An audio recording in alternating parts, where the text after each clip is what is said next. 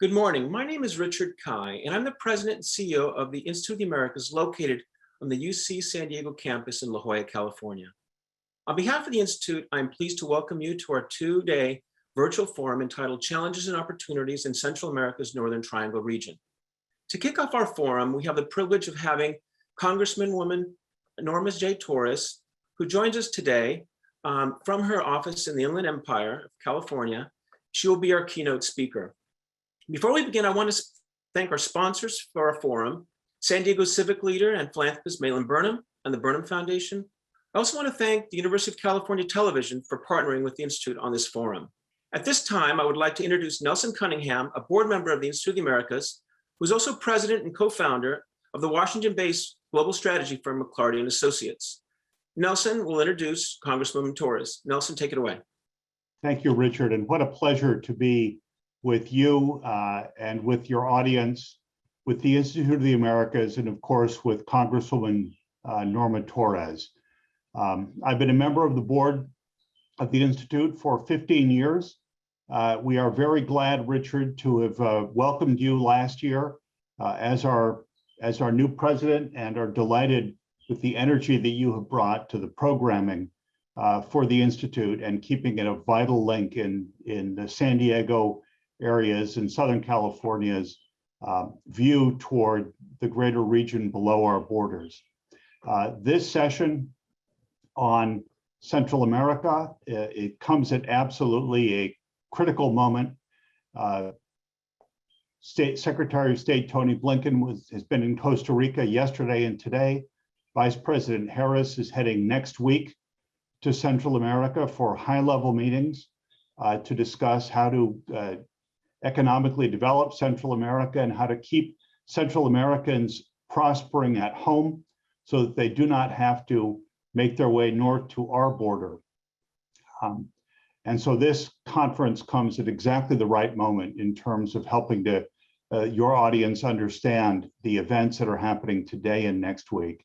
And we are truly fortunate to have with us Congresswoman Norma Torres. I had the privilege of meeting her when she was a freshman member of Congress, but that 3 or 4 years ago, but that was hardly her first foray into public service. In fact, she has risen all the way from a 911 operator through being a city council member in Pomona, being mayor, being in the assembly, being a state senator, and now serving as a member of Congress. She serves on the Powerful Appropriations Committee and on the Powerful Rules Committee, helping to both fund our government and set the rules by which the House takes up legislation. Those of us in Washington know that those are a real testament to her clout, even as a very junior member of Congress, the clout that she brings for her region and for the issues that she focuses on.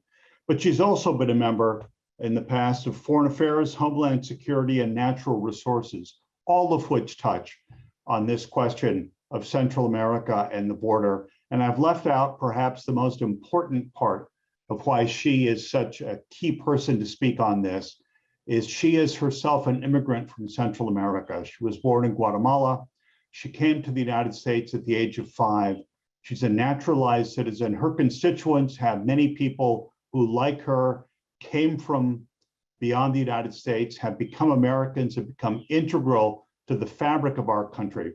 And I think it's fair to say that there are few in the Congress who can understand the tale of immigrants coming to this country and of why they flee their countries, why they come here, and how we can balance those. So it gives me great pleasure to introduce the only Central American-born member of Congress, Southern California's own Norma Torres. Congresswoman. Well, good morning, everyone, and thank you so much for that introduction, Nelson. It's really great to see you. This is indeed a very timely conversation on the challenges and opportunities in Central America, specifically in the Northern Triangle. I want to thank the Institute of Americas for bringing us together, and your wonderful president, Richard Key, for inviting me to speak with you today. Our conversation is also being rebroadcast thanks to the University of California school system. So let me also thank UC TV as well before we get going. And I want to thank all of you tuning in to watch this forum, whether you're joining us from here in the US or from somewhere in the region. Your presence is vital. I'd like to start by exploring why this conversation is so urgent. Why should every American care about the opportunities or lack thereof for Central Americans living in the Northern Triangle? The fact is, our immigration policies extend far beyond our borders. So if we want to address the challenges we face, we need to do the same where they begin. We need to address the root cause. This is something that I know firsthand about. As some of you may know, I was born in Guatemala in the midst of a civil war. My parents sent me to live here in the US with my uncle. And when I was 5 years old, one of my father's brother was already serving in the US Navy, and the other one was an auto worker, and I went to live with my auto worker uncle. It was the only way that my parents could ensure that I had the stability and opportunity to reach my full potential. I like to tell people, if this young girl could be plucked from the violence and poverty in Guatemala and go on to serve in the United States Congress, then an equally bright future is possible for every other person striving to reach their full potential. Every child deserves a life of dignity in their own home country. And every parent deserves to raise their children free from the threats of violence and poverty. And every central government has the obligation to strive for these things for their citizens. Sadly, that does not happen in the Northern Triangle, countries of El Salvador, Guatemala, and Honduras. Instead, corrupt elites enrich themselves and pursue their own interest at the expense of their own people. They leave their people to suffer in poverty and violence, which drives them to migrate north to our southern border. So it's time to stop treating the symptoms while ignoring the real problems. We have a moral obligation to help those in need. And we also have a strategic interest in helping stabilize the region. So first and foremost, we need career ambassadors in the region. We need strong leadership to promote our shared goals and challenge these leaders to do the right thing, even when it's difficult. We need to stay focused on root causes by embracing and empower anti-corruption institutions and local civil society organizations. We saw democratic backsliding over the past 4 years as the Trump administration turned a blind eye to corrupt and allowed CSIG and MOXIE to falter. It is not surprising that once these mechanisms threatened those in power and elite interests, those same people sought to obstruct the investigations and cancel their mandates. I know many of you here today share my concerns and are working to fight corruption on the national and at the local level. Civil society and independent organizations shed light on corruption, help prevent it, and hold corrupt actors accountable. We need to make sure that the people who are fighting to uphold the rule of law, despite great personal risk from corrupt actors, have our support. The governments and elites attack those who push back against their corrupt practices and power grabs. They try to intimidate and silence everyone, including me.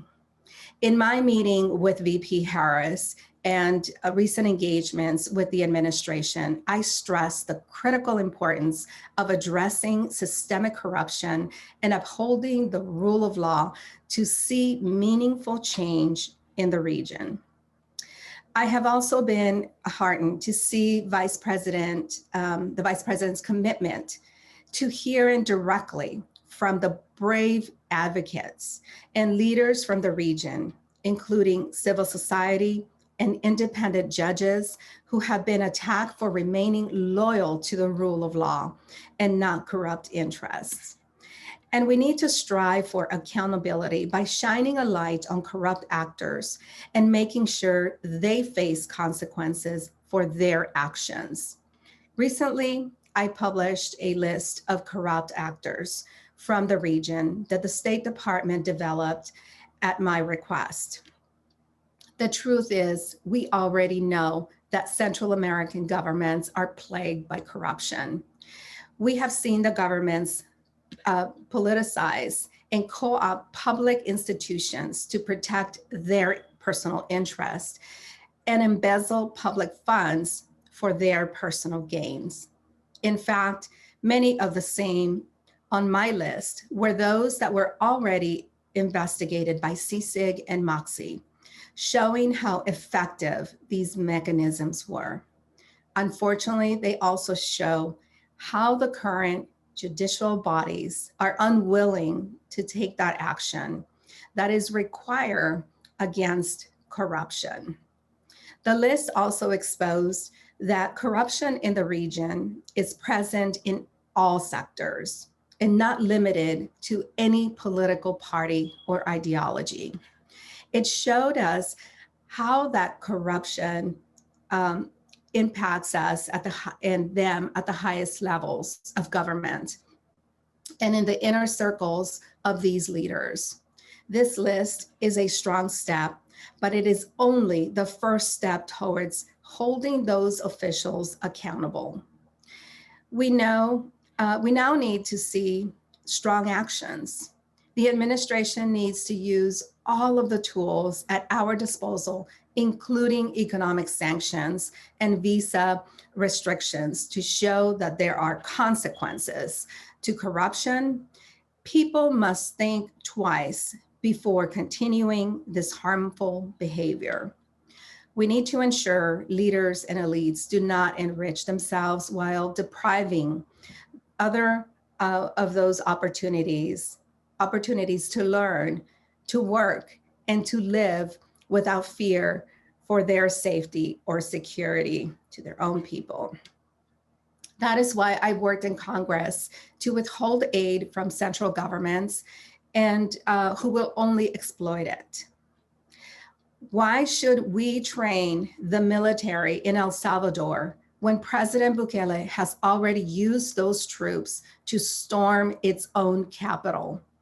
Why should we give Guatemala military equipment when the last time we did that, they used our armed jeeps to intimidate US diplomats? And why should we be doing anything to help the government of Honduras while a sitting president allegedly protected drug traffickers to use drug money to fund his campaign? You know the answer as well as I do. We shouldn't. I was pleased to see US aid suspend aid to the government of El Salvador recently and redirect it to civil society. And I addressed the topic directly with Ambassador Power last week when she testified before me in the House Appropriations Subcommittee for State and Foreign Operations. I encourage her to hold the governments of Guatemala, Honduras to equally high standards, and I pressed her on how US aid supports and protects civil society. We can only provide assistance to those governments, institutions that have shown that they are committed to the rule of law and loyal to the democratic process. I am accountable to my constituents to make sure that their hard-earned taxpayers' dollars are spent responsibly. So if we send foreign aid to a country, we must make sure that it actually reaches the people who are suffering. Instead of working with the governments, we need to prioritize our support to local organizations. When I think back at my own childhood in Guatemala, these are the changes that would have allowed me to stay, to have a future in the country where I was born, and maybe an opportunity to be a member of Congress in that region. These are the changes that would lead to a stable life there, where people could see a future for themselves. This is how we ensure people in the Northern Triangle have the opportunities they need to thrive and are protected from the corruption that has plagued the region for so long. These are common sense goals, but they will require systemic changes, the kind of changes we should be striving for today to end the factors that drive people north.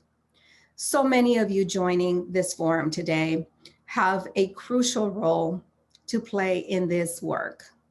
I want to thank the Institute of the Americas and UCTV once again, and thank everyone who can hear me, who is committed to seeing the Northern Triangle through brighter days.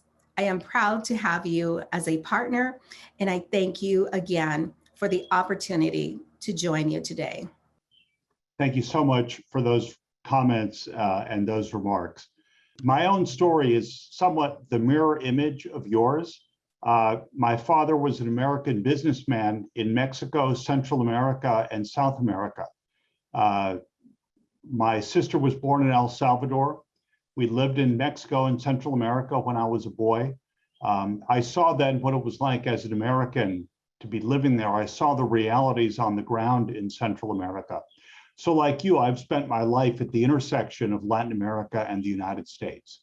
I, as an American born and raised in Latin America, you as a Latina who came to the United States and saw it.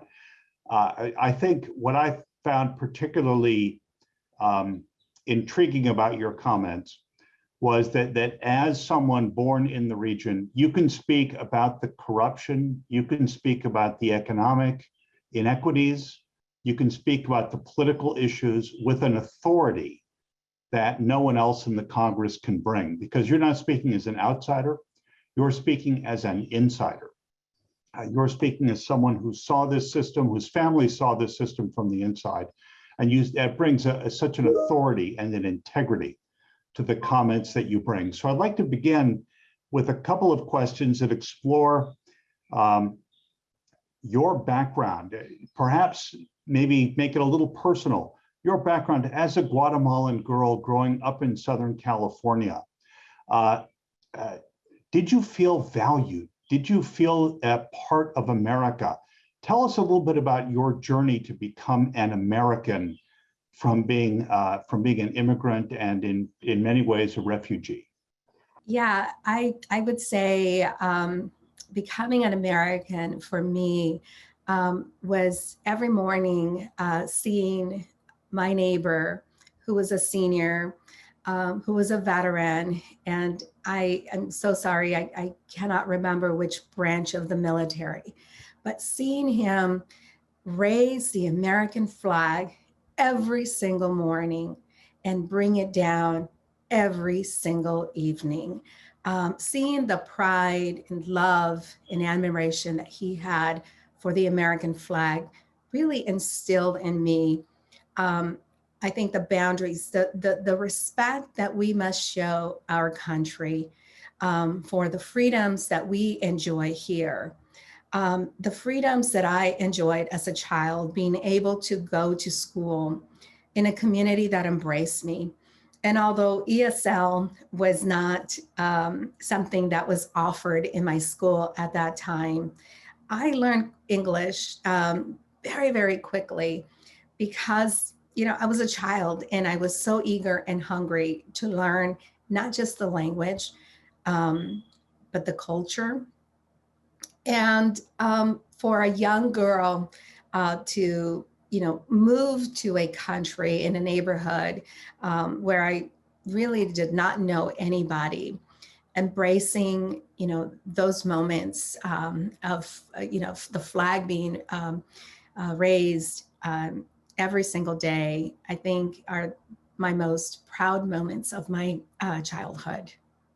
Thank you. I know we've got some questions coming in from the audience, and so I'd like to turn it over to our president, Richard Kai. But I have to say, Congresswoman, what a pleasure to see you, and thank you for bringing your authentic voice to these issues. Thank you. Thank you, and let me turn it over to Richard. Congressman, we have a question from the audience. What comes first, security or private investment? Can investment happen in the Northern Triangle region without better security? I don't think investment can happen without addressing the unchecked culture of corruption at every single level of government.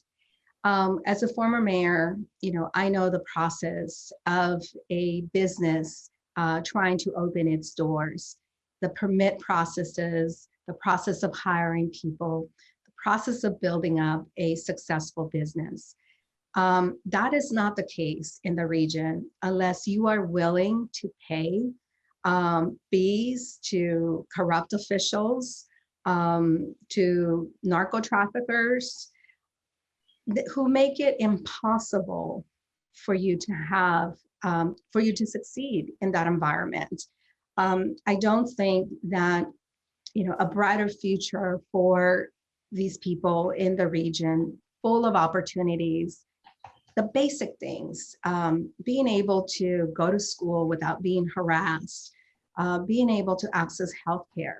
Those are the things that are missing in this region, and they are not possible because every investment is tainted by the corrupt elites. Thank you. We have another question. Corruption has been around in Latin America for generations. Why is it so hard to root out?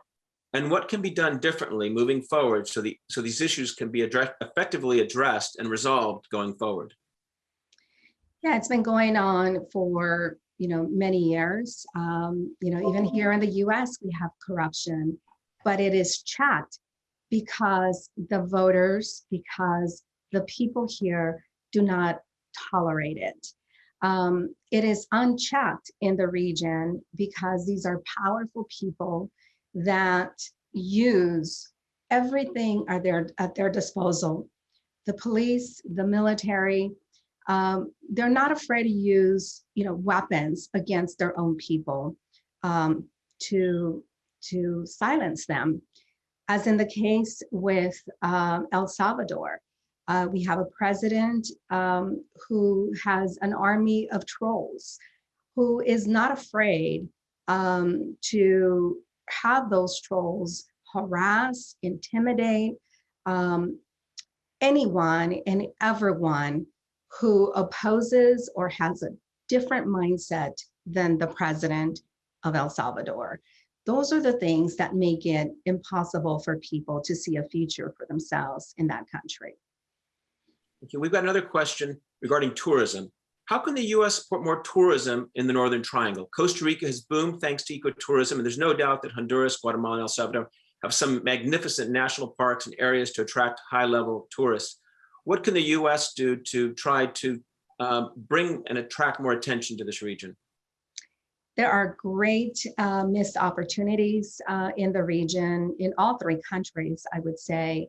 They have such, especially in Guatemala, where they have indigenous groups that are still practicing, their old customs, their old ways, religion, and all of that. There's so much to offer there. We can incentivize tourists to go there in the region and create those kinds of opportunities. But again, a tourist is not going to go into a place where they don't feel safe. And when they see these images of people being murdered or disappeared, the violence against women and girls, it is something that should concern every single American, whether they're here or there. Thank you. Last week, the Biden administration presented their fiscal year budget to the Congress. That includes a commitment of $4 billion over the next 4 years, with this next fiscal year, approximately $865 million to the region. You indicated that you believe that should go to civil society and not to government. Given the limited resources that we're talking about, where would we prioritize as a country? What areas do you think will make the most impact in the Northern Triangle region? I was delighted at the meeting with Vice President Kamala Harris to hear her say it out loud. This is the part that these three governments, have rejected for many years. And that is, the caste system that exists within these three countries: Indigenous people, people of African descent. And the Vice President called it out. We are going to focus in those regions, in the rural areas where there are no roads, where there is no electricity, where there is no access to education or healthcare, and help lift the lives of those people, even if it means working directly with those small farmers to help them individually. But how are the leaders in the region responding? By blocking efforts for us to work with civil society groups, with NGOs, by passing legislation that would make it impossible for us to work directly with these groups that we know are actually delivering on the assistance to the people that need it the most. So that is a clear indication that they have used the money that we have previously sent to them to enrich themselves. I was also delighted to hear Vice President task USAID with looking back at the US investment in the region and requesting accountability, where an audit. Where did that money go? Who benefited from that money? And did it make a difference in that region? And I think that is the difference. Those two issues combined is the bigger change and the difference that we are seeing in US policy in the region. Thank you, Congresswoman. We have one final question, then we're going to have to conclude. This is from Patricia Aldana. She says, poverty, climate change, hunger, lack of education are the central issues. Investment in tourism cannot solve anything until the underlying issues of extreme inequality are addressed in the region. How can we focus on these real issues? We can focus on these real issues by working directly with those people and bypassing the central governments, as I stated before. And I think technology has advanced, to the extent that we can send direct payments to people who we are working with. I have visited not just the area, but in South America, very, very remote areas where USAID has created programs, housing programs, to help the people build their own communities. Look, even if it means that there was a natural disaster, an earthquake, a hurricane, a volcano eruption, in the entire infrastructure of a small municipality has been destroyed, we want to help them.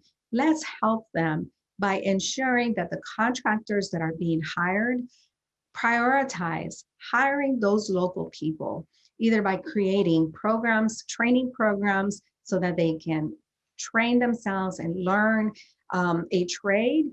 This is how you have skin in the game in the region, by empowering the people to build up their communities with some assistance from the US.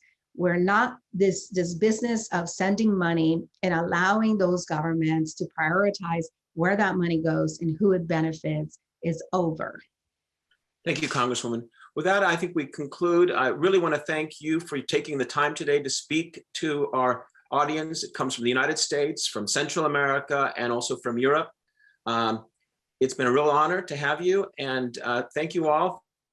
Good afternoon, everyone. My name is Mary Walshock, and I'm Associate Vice Chancellor for Public Programs at the University of California, San Diego.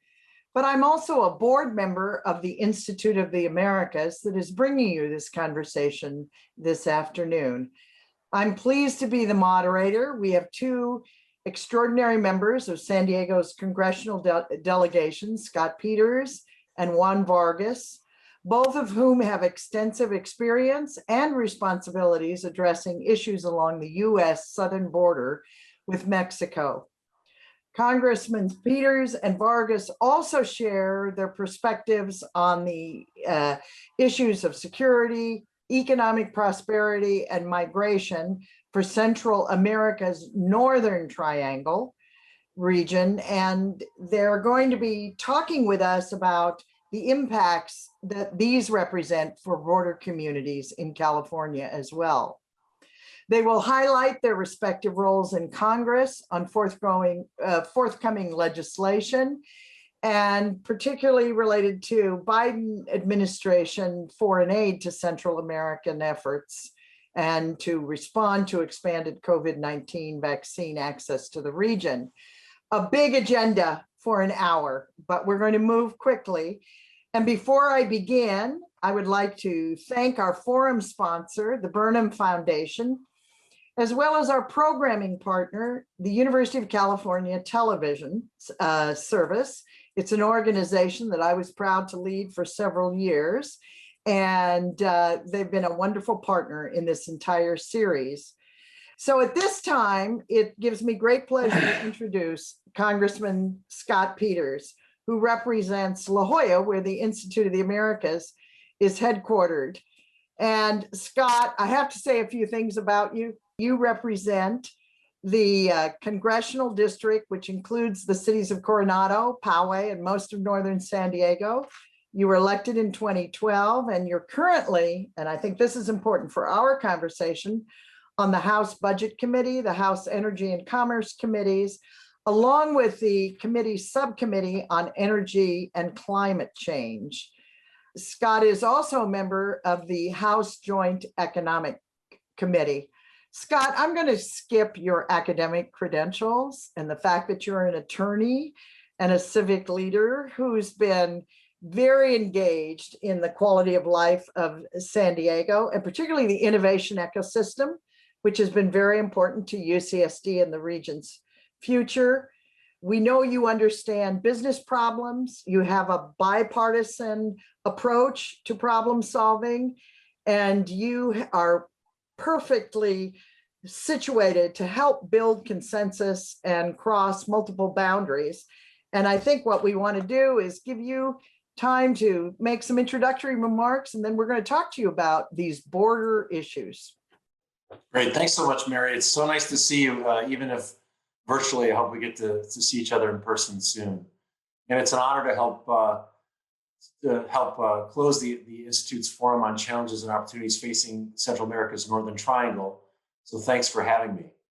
You know, the bottom of the Statue of Liberty says, "Give me your tired, your poor, your huddled masses yearning to be free, breathe free."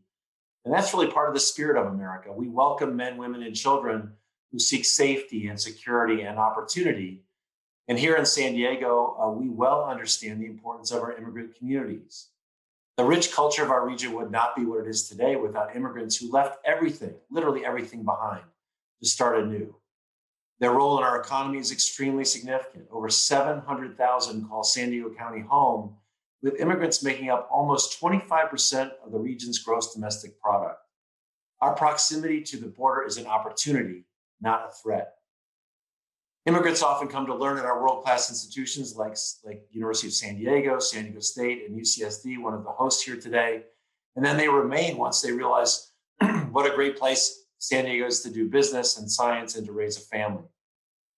Immigrants played leading roles in some of our largest employers, from Qualcomm to Solar Turbines, and they also support some of our most important industries, the military, technology, and tourism. Excuse me. Those who chose San Diego, we welcome them.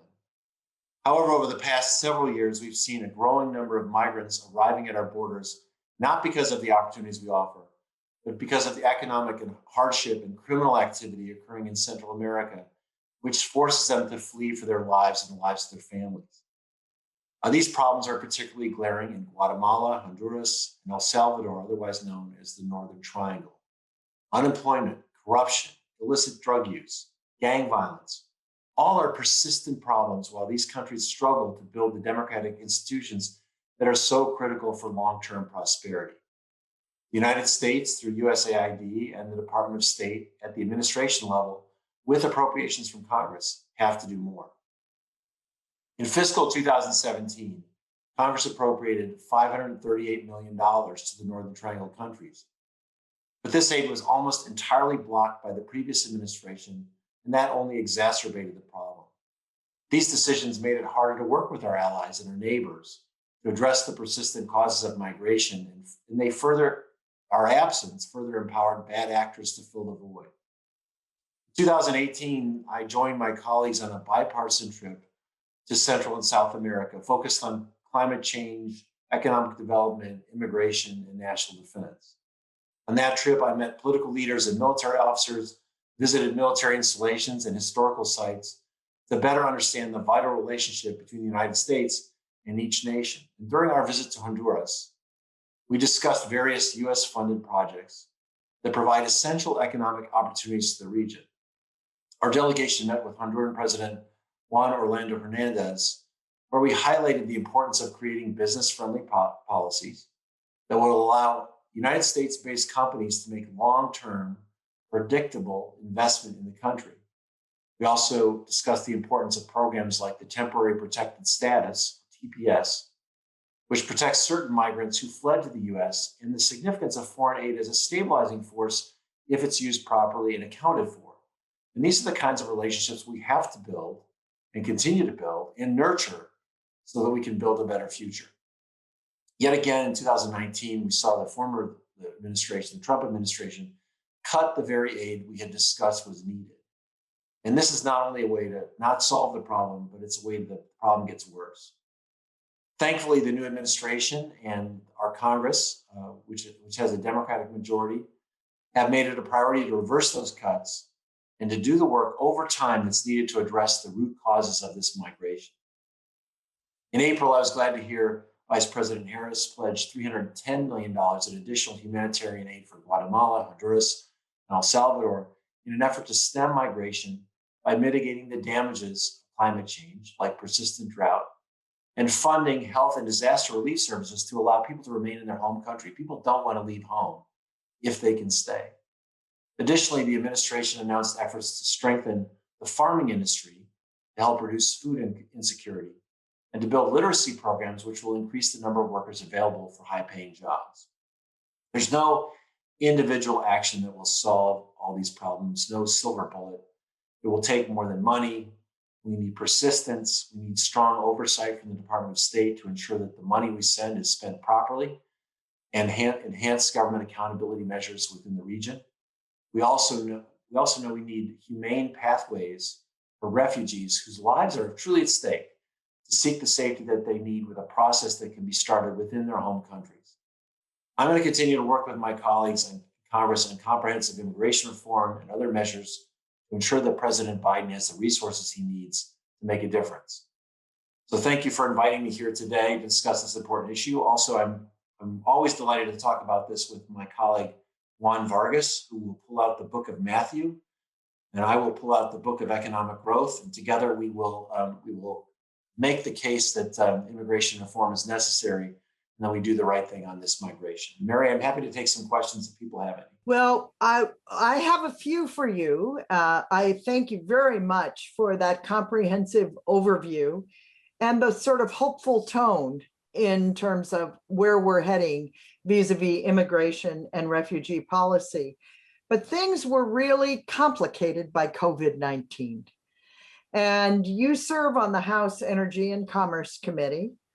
It has jurisdiction over commerce, but also healthcare. Right. And healthcare aspects of Homeland Security. And I'm wondering if you would be willing to zero in on what are we doing with regard to stepping up COVID-19 vaccine access to countries in Central America's Northern Triangle region. I know more about the border itself. I know that, and maybe Juan knows the answer to that question, but I think first of all, let's give credit where credit is due to American science for coming up with these vaccines in a really short time. I mean, everyone marvels, at the efficacy of these vaccines, the best ever created, and how quickly they came. And now we're nearing the point where America has got pretty much access to vaccines, and we're quickly turning our attention to the rest of the world because we know that this is a global challenge. And I know that I was just visiting the border processing facility at San Ysidro, and they have a vaccine facility right there on site for people who are coming into the country. And they're doing the J&J vaccine, so it's one and done. And I was very impressed with the quality and even the quantity of it, which they're going to continue to expand. And Mary, I can't tell you specifically about the Northern Triangle, but I know there's a lot of potential at the border to get that up and running again. Maybe we can get back to you on that. Well, that was going to be essentially my next question, because we know that larger and larger numbers are arriving at our border, which you indicated you visited recently. And do you feel that the Biden administration's work to date has been adequate? Are there things we could be doing differently at the federal level or even at the state or regional level to address these health inequities at the border? Yes, I mean, first of all, I give a lot of credit to the Biden administration. I give some credit to the Trump administration for taking some of the risk out of the process of developing the vaccine through Project Warp Speed. But to be totally honest, they had no logistical plan for how to distribute this. So the Biden administration came in, they put a priority on this in the American Rescue Plan. We devoted a significant amount of resources to making sure that Americans have vaccines. So I'm very hesitant to be critical, but we're still in a crisis. Yeah. So I think it's clear to say that we need to deploy these vaccines around the world. And I do see activity at the border. I got an update again right at the San Ysidro facility. They're taking in people, and I think increasingly we will want to open up the border to people beyond just the essential workers who are getting through right now, legal permanent residents. And as you know, Mary, better than anyone, Tijuana is part of our economy. Yeah. We won't really fully open until we get that border to be more porous and flowing again. And I do believe that the Biden administration and Secretary Mayorkas are committed to that. I'm very encouraged by that. Good. So I'm going to pivot a little bit, Scott, because as you know, the Institute of the Americas is very involved in energy issues and climate issues. And you're an expert in environmental law and public policy, and again, a member of the House Energy and Commerce Committee, particularly this subcommittee on energy and climate change. So I'm setting you up to hopefully give us some insight into how climate change may be contributing to the mass migration of peoples to the north. And given that fact, do we as a country need to become more active in climate mitigation, if you will, and initiatives that help make it easier for people to make a life, make a living in their own country? Yes, I think that none other than the Department of Defense has identified climate change as one of the great risks to American security. A lot of that has to do with literally about 1 billion people that will be flooded out of their homes by sea level rise. But we also know that the situation in Syria is likely a drought resulting from the effects of climate change over time. We know that there are predictions for drought in California and in the Midwest that could affect agricultural and crop production. And that's certainly going to be true in Central America as well. I think Northern Triangle countries are not so affected by sea level rise, but could very well be affected by drought. And I think for our foreign policy in terms of climate, I would offer 3 ideas. One is we should work to make sure that the developing world has an alternative to what in many countries is really cheap coal. I think that's extremely important. And I think we should be an advocate for the development of the third world, but around clean energy, whether it's renewables or nuclear. I think the United States should be pushing that as a climate imperative. Second, we should be working on deforestation. Bolsonaro got kind of a free pass in Brazil from the Trump administration, but we need to make it part of American foreign policy to save the world's lungs, which are these rainforests around the world. And there are incentives and ways we can do that and still help Brazilian farmers succeed and not hold back the development and the aspirations of those people.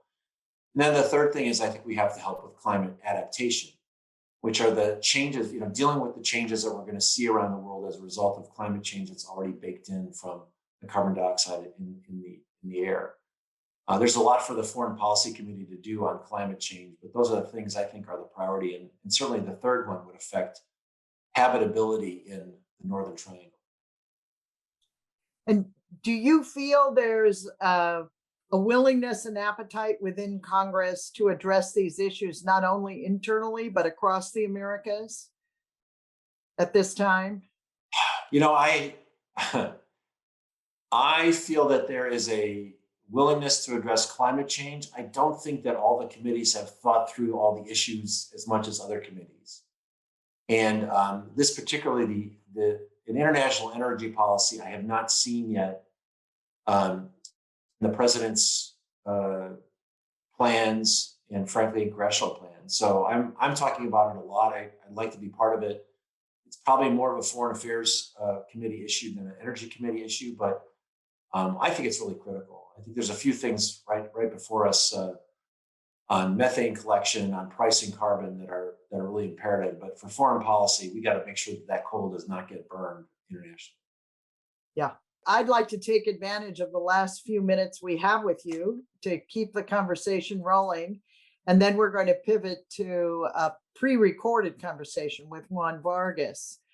So, Scott, when you say there is still not sufficient, I'm feeding back to you what I heard you say, cognizance of the sort of interdependencies across the Americas with these climate issues.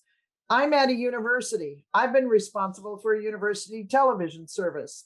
Are there things we should be doing, educators, think tanks, television producers, to increase public understanding and awareness of these issues? I'd have kicked myself if you didn't ask that question, because I want to say, first of all, how important the institutions, the educational institutions have been to my personal legislative portfolio. And I'll just give you one example. Dr. Ramanathan at Scripps wrote an article I was reading on the plane about short-lived climate pollutants. And his work has led to the introduction of bills from my office, but also to help support the work we did on hydrofluorocarbons and limiting coolants, on the work I'm doing on methane, the work we'll be doing on black carbon from wildfires and from shipping. The ideas and the heft is not necessarily from Congress, it's from who helps feed us the information. And we are big believers that San Diego has a lot to offer. What I'd like to work together with you on is getting the word out about that, because, frankly, I think there's been, let me just say, for example, there's a lot of understanding about electrifying the transportation sector. That's one of the climate actions that we need to take. There's so many things we need to do about how we manufacture cement, about how we control oil and gas, about how we store carbon underground, that people don't understand, and I think would get more political support if they were understood locally. So I'd love to work with you and UCTV or whoever you have who'd like to talk about that, because the more engagement we have about not just the diagnosis, but the prescription about climate change, I think that would be helpful, because there's going to be a lot of dislocation. People are going to have to behave differently. And the notion that we can do nothing and things will be the same is absolutely wrong. but we also have to have a conversation about how we need to change and what we have to do differently. And I think people trust science more than politicians. We'd love to have your help. Well, it's interesting you mentioned Ramanathan, because he has a wonderful series we've worked on together called Bending the Curve. And Right. that's the Keeling curve, Warming where curve, we're right. going in this sort of progressively towards disaster, if you will. And we can't return to where we were, but we can bend that curve. And what's very interesting about Rama is he has many, many ideas and technologies and very simple practices, right, that represent solutions. Right. And you use that word, Scott. So I think it's solutions people are looking for. So maybe we should do a conference together, not on what is the problem, but what are the solutions? Love it. I hear so many stories about, what climate is doing to mental health or the wine industry. I get it. We need to do something about it. We don't have enough discussion about what would work. Where should the first dollar be spent? What needs to come first? And what's less important? And if you want to convene that conversation, Mary, I'd be delighted to be part of it. So we have a question from a viewer, and it goes back to the issue of immigration, but thank you for the conversation on climate issues. And this has to do with the protected status of Guatemalans, Hondurans, and Salvadorians who want to come to the US because of the past US military interventions and contributions to climate change. And his question is, don't we have a moral responsibility to grant temporary protected status to such individuals? It's sort of a comment as well as a question. Yeah, it's one of those rhetorical questions. I mean, I believe we do. I think it's consistent with American values. It's also consistent with international law. And I think it's also wise foreign policy. We talked a little bit about the importance of keeping those countries healthy. When we visited Honduras, I think that you should check my numbers, but I'm pretty sure that 20% of the economy in Honduras is remittances that come from people living in the United States. Could be even higher. That's not federal taxpayer money, right? But that's a really good thing for us in terms of foreign policy. So those people obviously are working, they're part of the economy. We have labor shortages. We shouldn't be kicking working people out of the country. And we know that immigration will fuel economic growth. But isn't it wild that part of the foreign policy might be that these family members are supporting their country from the United States? So in the minute I have left with you, another question, and it builds on what you just said. The questioner says, the call for immigration reform has existed since the last significant immigration reform, which was during the Reagan administration. 1986, yeah. And the question is, what, if anything, would move the needle from your point of view? I came into Congress in 2013, and that year the Senate passed with 68 or 69 votes, a very bipartisan bill that would have dealt with these labor shortages and everything from science and technology to home health care to farming, and also devoted $25 billion to border security. Not so much a wall, but not exclusive of any armament, but also technology for monitoring that's much more sophisticated than a 15th century wall. Yeah. And John Boehner didn't let us vote on it. And if he had, a lot of the stuff we're talking about today would not be weaponized as a political issue. So I think that's our goal, is to get back to that point. Short of that, we've got the American Dream and Promise Act passed by the House. Those people are here. They're the kind of people you want to be Americans. They can't get in trouble. They have to be in school. And gosh, if you meet them, their stories are so inspiring and heartbreaking because of their position. And we've got the Farm Workforce Modernization Act, which is, all these red states with farms need labor, and they understand the importance of immigration reform. So those are both before the Senate, and those are the kinds of things we might have to break off in bipartisan pieces. But look, I think Democrats should say loudly and proudly that we understand that the immigration system is broken. We need a comprehensive fix. Once we fix it, we'll enforce it. And if we made that bargain, I think we probably could get there. And I would just, my caveat is whether Mitch McConnell will continue to be obstructionist for the sake of being an obstructionist. Well, Scott, thank you for your time. Fascinating insights and some optimistic notes there. The Institute of the Americas appreciates your participation in this forum today, as well as your overall dedicated service to border issues. And so we're going to pivot from you and now introduce Congressman Juan Vargas to our forum's virtual stage. I think you knew, Scott, that Juan had to pre-record his conversation because his schedule did not permit him to go live. However, he did engage in a conversation with the president and CEO of the Institute of the Americas, Richard Kai, and we're going to get to watch that right now. Mary, thanks again for that great introduction. I appreciate it very much. I wish we were in person again, and I'm looking forward to when we can do that once again. And I really appreciate you taking this on. The reality is that the situation right now in Latin America, and in particular the Northern Triangle, is difficult. And we've been off track for a while. The last administration really didn't do a lot. And unfortunately, what it did do, I think, got us more off track. So it's very important for us to get back on track by trying to figure out what should we be doing, what should we not be doing. And that's why I think it's so important to dialogue. You have the creativity, the thought power to really, I think, help us out, help the nation out, help Central America, help all of Latin America.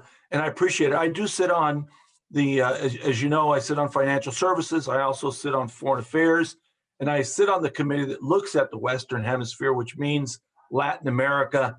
And Central America is very special, of course, because all the things that are going on, the impact that we have and they have on us. So anyway, I look forward to this dialogue.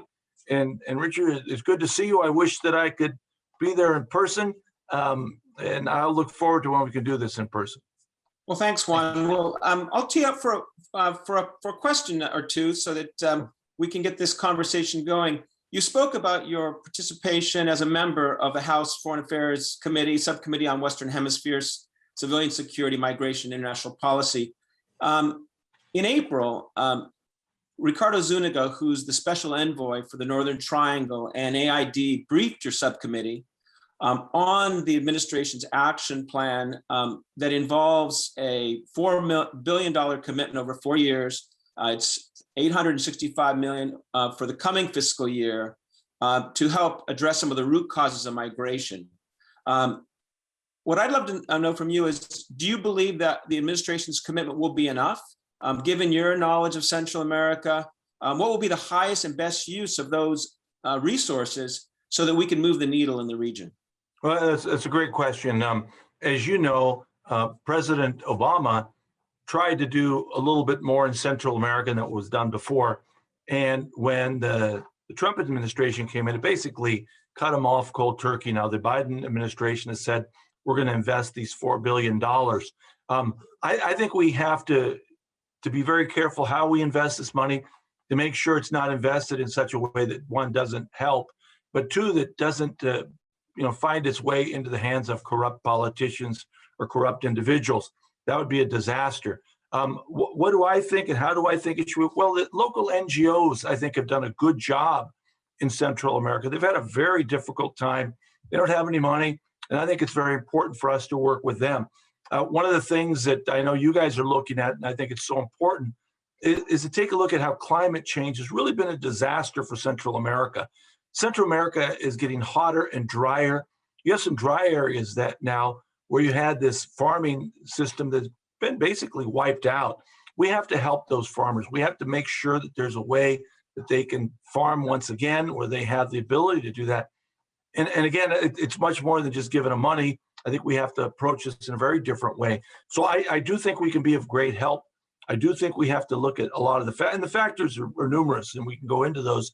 But I hope that we don't just give them money that goes into the hands of these corrupt politicians, these corrupt systems. Let's work with the local NGOs. There's a lot of good people that are trying to do good work. let's find out how we can help with this money. And do I think that the Biden administration is going to keep the commitment? Yeah.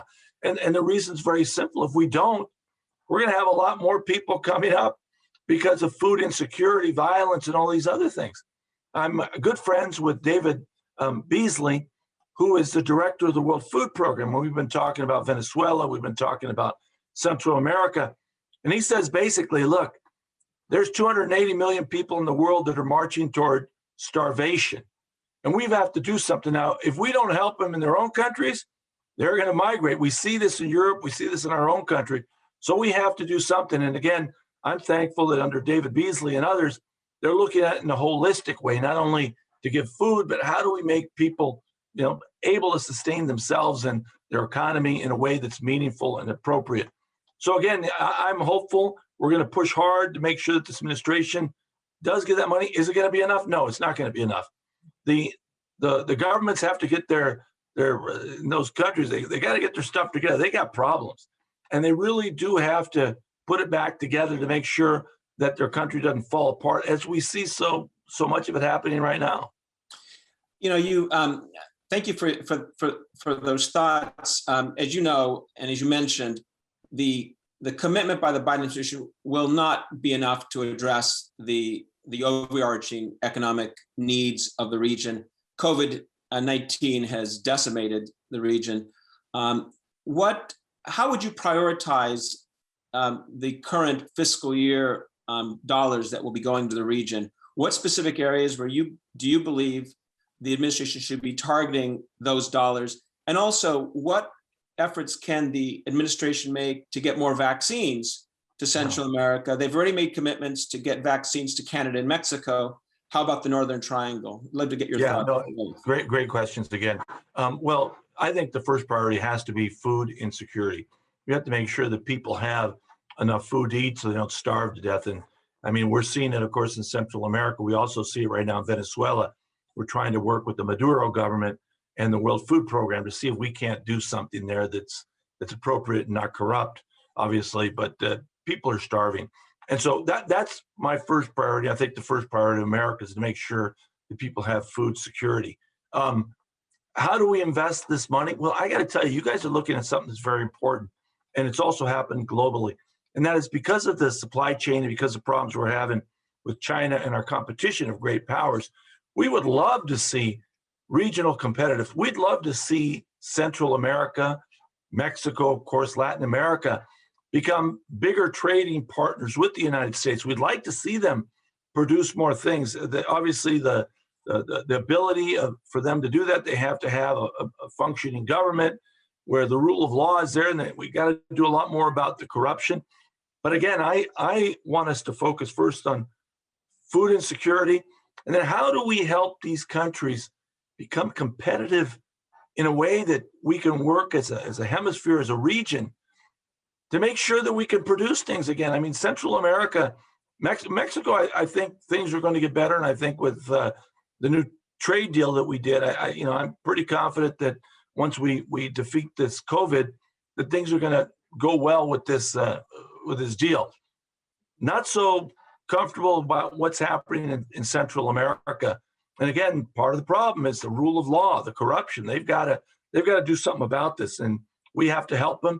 Sometimes you feel like you take one step forward, two steps backwards.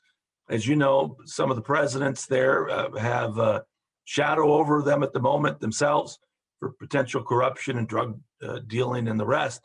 But we have to work with the people to figure out how can we get these economies up and running again and in a meaningful way, so there isn't all this dislocation, this poverty, violence. And again, money helps, but at the same time, we need the Institute, we need others to figure out how do we do this? I mean, how do we get these countries to be competitive on a world scale when we want them to be? We want to help. I mean, it's like the deal we have with Canada and Mexico. We think that this will make all of us more competitive. The same thing should happen in Central America. Now, with respect to COVID-19 and the vaccines, we've been urging the administration to do this. I mean, this is my own opinion, but we have all these people in the United States now that don't want to take the vaccine.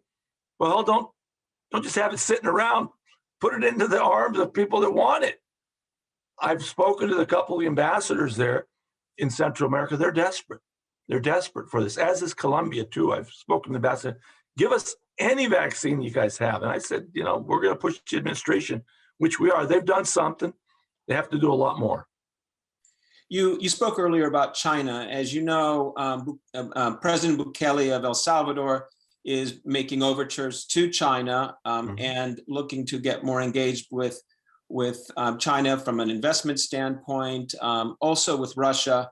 From a geopolitical perspective, how do you think the U.S. should engage with Central America, given the growing level of investment and engagement in China, the recent COVID vaccine diplomacy? Obviously, the U.S. took its eye off the ball for Latin America since 9/11. Yeah. We're playing catch up, a lot to do, and tremendous needs in Central America. So I'd love to get your thoughts from a geopolitical perspective of how the U.S. re-engages in Latin America, but specifically here in the Northern Triangle, when we have also countries that have other options besides the United States. Having said that, we also have a free trade agreement with Central America, that's the CAFTA-DR, which is an opportunity. But how do we take advantage of that? Yeah, it's rather moribund at the moment. We got to do more. Well, first of all, I mean, I think that Central America is figuring out, not the Salvadoran president yet, but I think a lot of countries in Latin America are figuring out that the investment from China comes with a lot of strings attached. You saw that in Australia. You see it in other places. It's a trap. Oftentimes they come in, they give easy financing, they say they're going to do this, and then they take it over. They bring their own people. They do a whole bunch of things. It's a trap. And they're interested in the energy aspects of Latin America, the minerals, and a bunch of other things. But it really is a trap. And we're trying to explain that to people. Take a look at what China's done in other places. You don't want that to happen. So we have to step up our game. We have to be more invested in these regions and communities and nations. It is true that we took our eye off the ball there. We went to the Middle East. We spent enormous amounts of money there. We got in 2 wars that many of us opposed. And now we're trying to figure out, how do we play catch up with China that has been involved throughout the world now, undermining us or taking advantage of other countries. I mean, even taking a look at their vaccine, they have a vaccine, but it's not very effective. It's not very effective. It's a trap. So we have to do better. That's why I think it is very appropriate that we invest money there. That's why I think it's appropriate for us, once again, to spend $4 billion, although it's going to take a lot more. It's appropriate for us to make sure that the vaccines that we can produce go to these countries. And I, again, think that we should allow others to produce these vaccines, not just the companies that have the patents on this. I do think that we need to move as quickly as possible because it's a trap. It's a trap for these countries. The fake, false gold that they get from China, but that means we have to step up. I know we get played. I mean, the president of El Salvador is an interesting guy. He's playing both us and the Chinese. We get that. It's a dangerous game he's playing. I think he's kind of young and doesn't understand it at the moment. Plays a little authoritarian too. But it's a dangerous game that he's playing. And I don't think it's good for his people long term. So again, we have to step up. We have to do more with trade. And they have to do more. Again, the anti-corruption, the rule of law. I mean, you just can't make it up as you go along. The law has to be stable. And they seem to want to change it all the time. And that's not good. Juan, I want to turn to the issue of migration. You're the son of immigrants. Your father came here as part of the Bracero program. You served in the ministry when you were a Jesuit in El Salvador. Given your life experience and your close connection to immigrant families, what are your thoughts about the best approach to address the challenges of migration along our southern border, and in particular, the migration that we're seeing from Central America? Also like to get your thoughts on the lack of economic opportunity in the Northern Triangle, not to mention the security challenges. You mentioned climate change, which are obviously the drivers that are forcing families to make this hard decision to ultimately leave their communities and move north.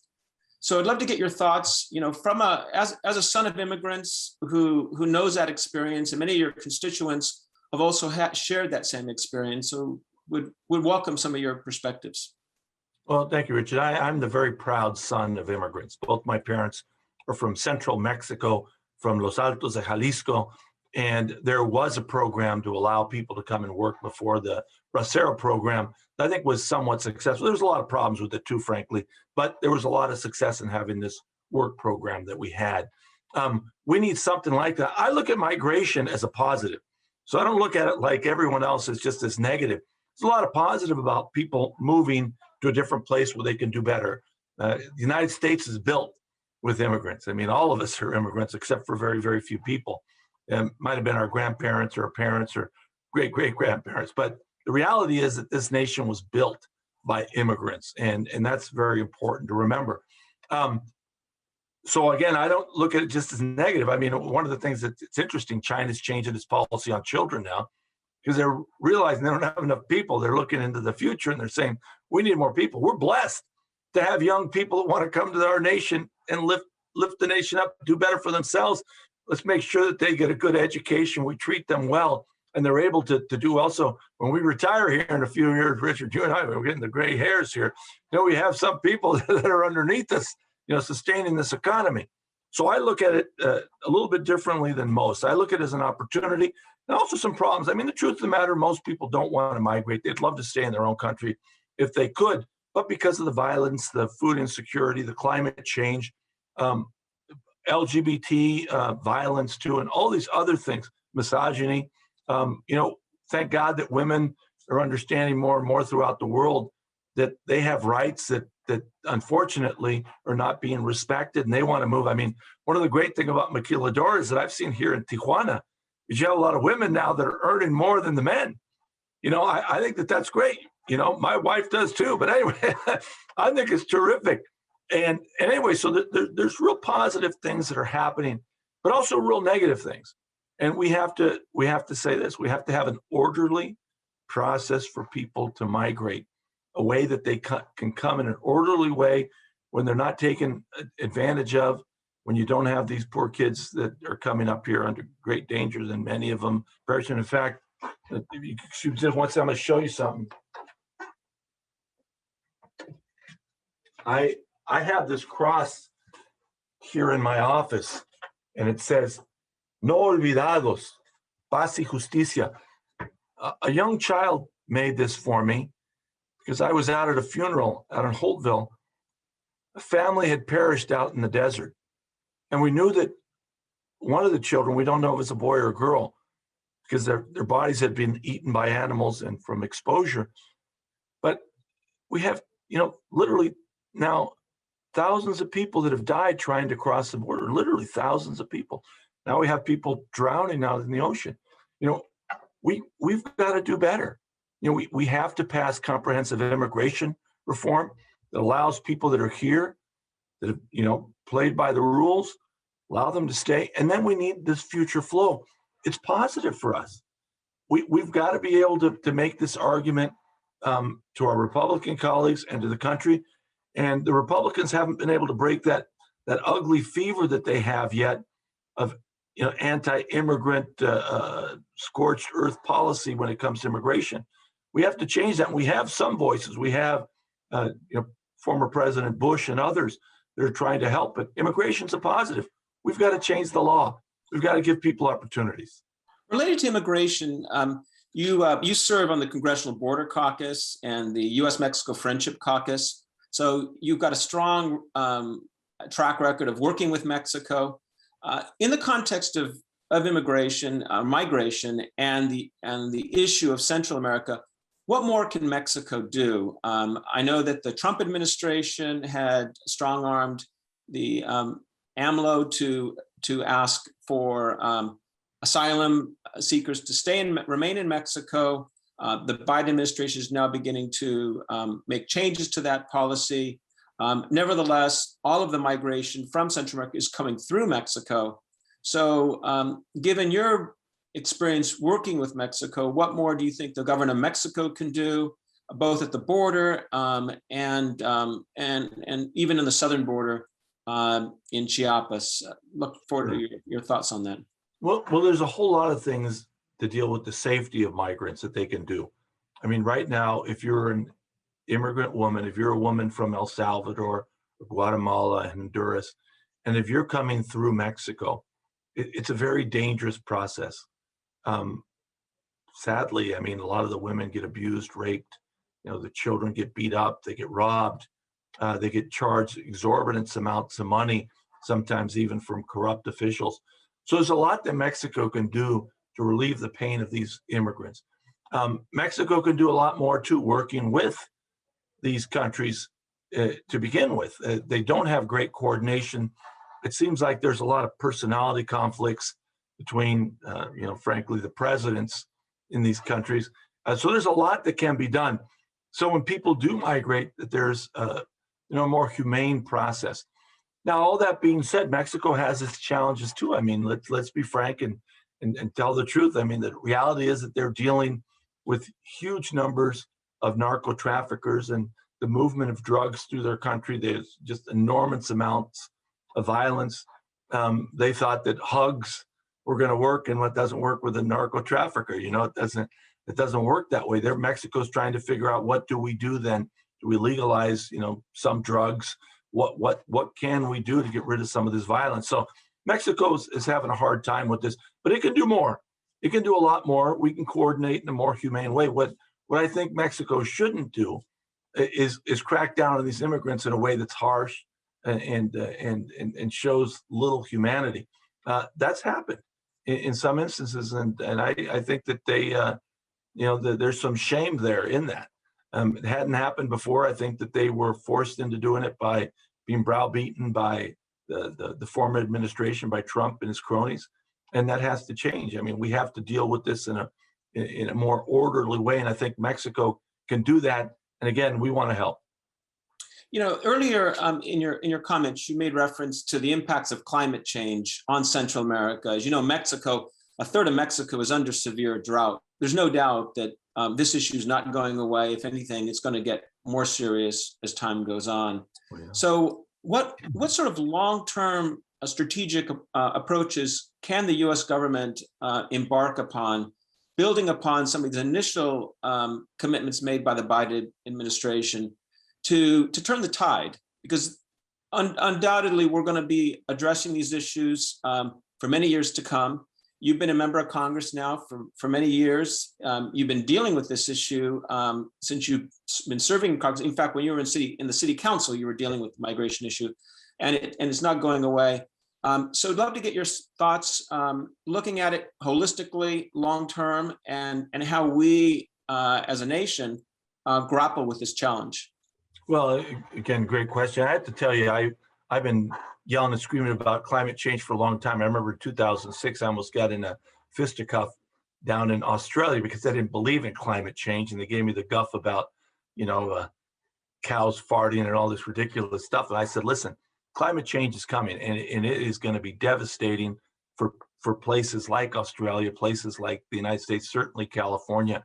And so we haven't done enough. And, the last administration thought it was a joke.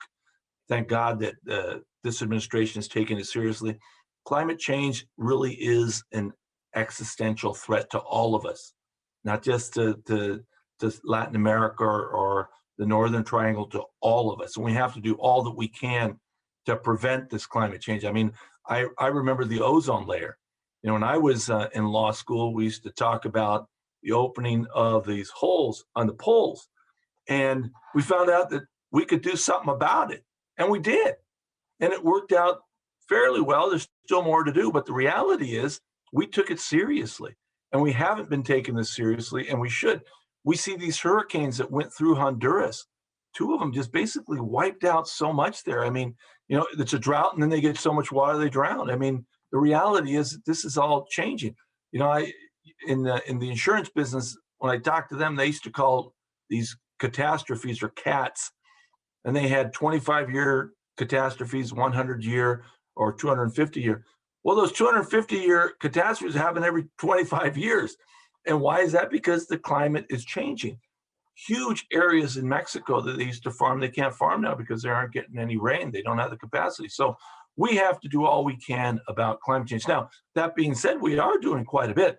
I mean, I represent Imperial County. You go down Imperial County, you see all those solar farms that we have out there. As you're driving out there, you see all the wind turbines. We're taking all these things serious. I've worked my butt off trying to get those things in place, working with unions that sometimes did want to build, sometimes didn't, sometimes with some of my environmental friends who didn't want them in there because they thought they looked ugly. I said, come on, guys, we got to take this thing seriously. There's a whole lot we have to do. Otherwise, you're going to see more and more migration. I mean, that the reality is because the people are not going to have food security, and it's going to be all sorts of other problems. So I'm thankful that the administration's taking it very seriously. We've passed a bunch of laws in California. When I was there, I voted for them, all of them. And, we've been able to do quite a bit in California. But the rest of the world has to catch up, and we have to be even more aggressive. Otherwise, you're going to see a disaster. Again, it's an existential threat. And, we should treat it as such and not be shy about saying it. And we're seeing the devastating effects already. I mean, go look at Honduras. See what happened when those two gigantic hurricanes came through. That's climate change. You brought up the issue of renewable energy. Yeah. Central America is rich in geothermal, and also they've got great potential in the area of solar. Potentially, this could be an area for future U.S. foreign investment. Is this an area that you're looking at as a way to help catalyze economic activity in the region? That's one of the things. There's a whole bunch of them. So I'm very familiar with geothermal because we have it out in Imperial County. And in fact, one of the interesting things is when you put that big straw into the ground, you bring the heat up, but you bring up a whole bunch of other things. Here in the Imperial County, we bring up lithium. And so we're trying to figure out how do we harvest this lithium, because right now we bring all these precious metals and things that we need, and we put it right back in the ground. We haven't learned how to harvest that. We're trying to figure that out so we can do that in other places in the world, including Central America. So Central America has this great opportunity. Again, if they could figure out, and if we could work with them on the issue of energy, they could produce a lot more things. We could have a situation where not all of our products were being produced in China or other places. They should be produced here. The supply chain, would be better for us if we could make this happen in Central America. But again, rule of law, anti-corruption, it's such a big deal. We try to pound that into the heads of the officials here. Guys, if you really want to be able to, increase what you do here in a positive way, and when it comes to manufacturing and all these other things that are beneficial, you have to go out after the corruption, and you have to be a good model yourselves, and that's a problem. It really is a problem. Well, Congressman Vargas, I want to thank you for your time today. It's been a real pleasure, and we look forward to your future participation in other Institute events, and thank you for your service. Well, I appreciate it. I look forward to being there in person soon. And I also appreciate the intellectual power that you guys bring to this. I think there's a lot of goodwill in this administration, and I think in this Congress, to do things.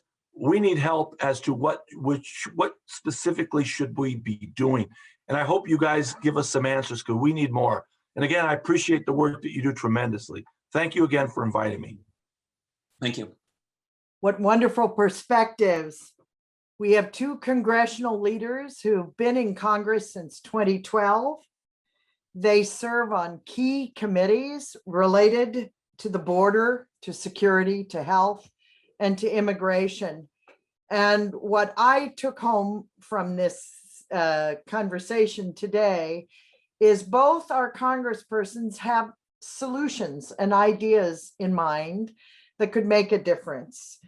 So I think we've learned a lot, and we also have some clues about next steps that can be taken. So I want to thank, on behalf of the Institute of the Americas, both Scott Peters and Juan Vargas for giving us their perspectives, their unique window into the challenges and opportunities in managing this border, and particularly managing it with a sensitivity to how Central America affects what happens on our border. I'd also like to thank all of you for spending this hour with us. We look forward to your participation in future Institute of the Americas programs and wish you well.